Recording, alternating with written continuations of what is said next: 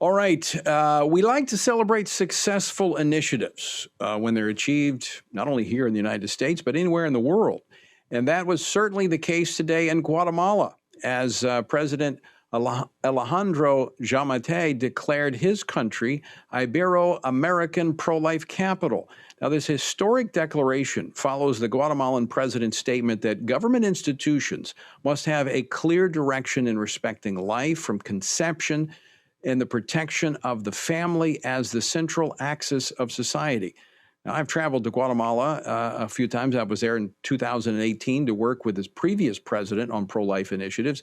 And I'll tell you, I'm delighted that the current president has continued this work. But it is not without opposition. Central and South American governments, where strong pro-life, pro-family values dominate, are facing tremendous pressure from the Biden administration to change their policies or risk losing U.S. funding. Joining me now to discuss this is David Closson, director of our Center for Biblical Worldview here at the Family Research Council, who is in Guatemala City right now attending the official declaration. David, welcome to Washington Watch. Hey, great to be back with you, Tony. All right, let's talk about what took place there today. Pretty historic, significant, and I would say bold declaration on behalf of the Guatemalan president. Oh, absolutely, Tony. And I'm just a block or so away from the presidential palace, where a couple of hours ago, the president of Guatemala, joined by other members of their Congress, officially declared Guatemala to be the pro-life capital of Latin America, and it was attended by different dignitaries from across Latin America. But it was just really neat. And I don't speak Spanish. Thankfully, someone next to me interpreted a lot of it for me. But the president, he spoke, and he was just courageous, saying that it doesn't matter, what other countries are going to do. It doesn't matter the secularism that's growing. Life in Guatemala is going to be protected from conception to natural death. And he just made it very clear. And so it was just so encouraging, because the context of this, Tony, like you said, countries such as Argentina and Mexico and Colombia just in the last year and a half have liberalized their abortion laws.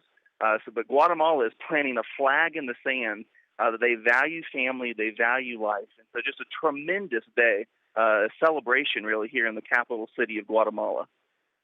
Well, and again, I've actually had conversations with current members of the parliament, their Congress there in Guatemala, and I know for a fact that the Biden administration is putting a lot of pressure on them to follow other countries that are liberalizing their life, their provisions on life. So this is, as you say, a very bold statement. I mean, we saw one of the first things that President Biden did upon taking office was to rescind regulations barring U.S. foreign aid from being used to perform or promote abortions. Now they're doing the opposite, telling countries if they don't liberalize their laws as it pertains to abortion, they're going to cut off that federal funding. Why do you think the Guatemalan leaders are taking such a bold, strong stand in the face of those threats from the present administration here in the United States?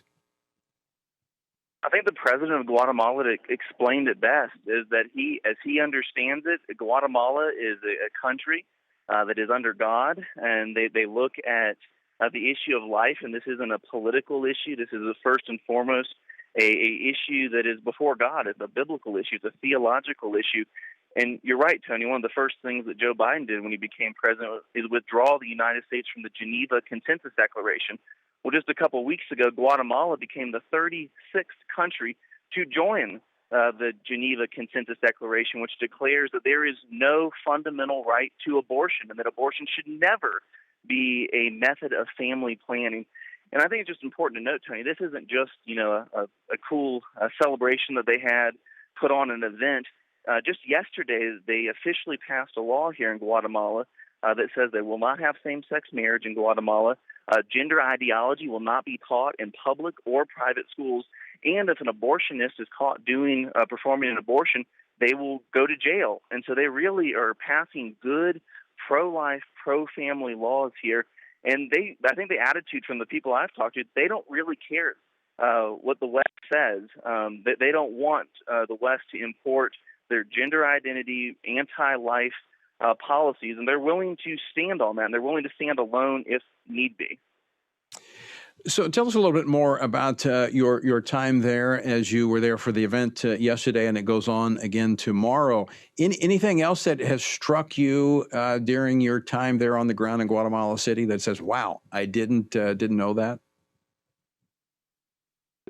So the big event was earlier today, obviously, Guatemala becoming the pro-life capital of Latin America. But there's a series of meetings that FRC is involved in here that's bringing together Latin American leaders from across South and Central America. And it's just really cool to see how these leaders are coming together and strategizing and working together. There's a big American delegation that came down for the festivities, but over the next couple of days, Tony, we're going to be in meetings sharing with one another strategies and how we can navigate the different government situations, because each country has a different set of circumstances.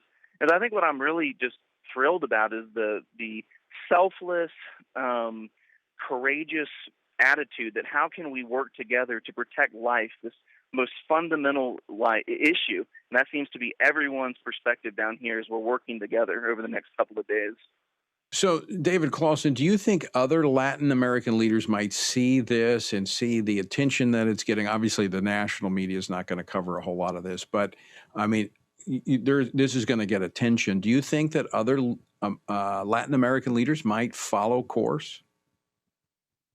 That's the hope. I mentioned Mexico and Argentina and Colombia have liberalized their abortion laws, but there are representatives and members of those Congresses that are here on the ground and meetings, and I think you can tell they're just glowing as they're listening to this the president of Guatemala speak. And I do hope that a lot of these leaders are going to go back to their countries and show, hey, look, this is what Guatemala did. They took a stand. We should take a stand in our countries as well.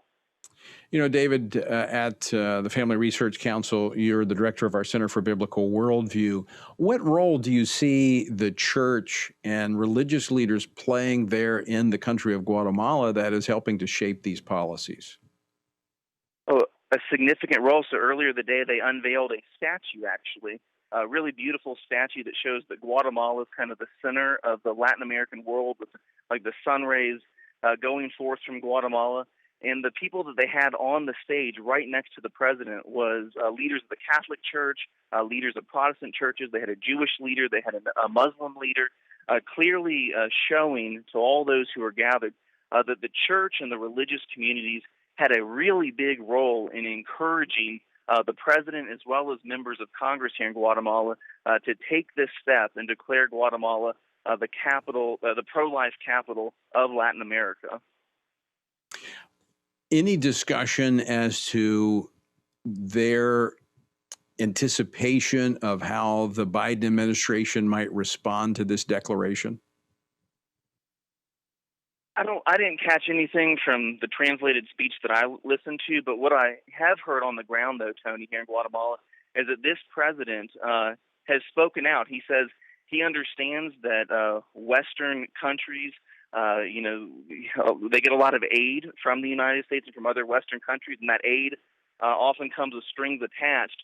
And he's made it clear in speeches in the last week that under no circumstance is any Western country going to bully Guatemala into liberalizing their abortion laws.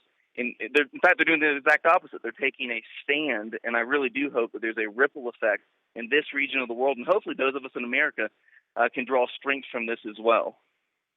Well, David Closson, I want to thank you for joining us today, and also thank you and the other members of the FRC team that are there on the ground in Guatemala City to be a part of this event. As you said, there's a number of meetings going on and discussions, strategies, and we are hopeful that Guatemala is just the first country to declare itself as a pro-life nation. David, always great to talk with you. Thank you so much, Tony.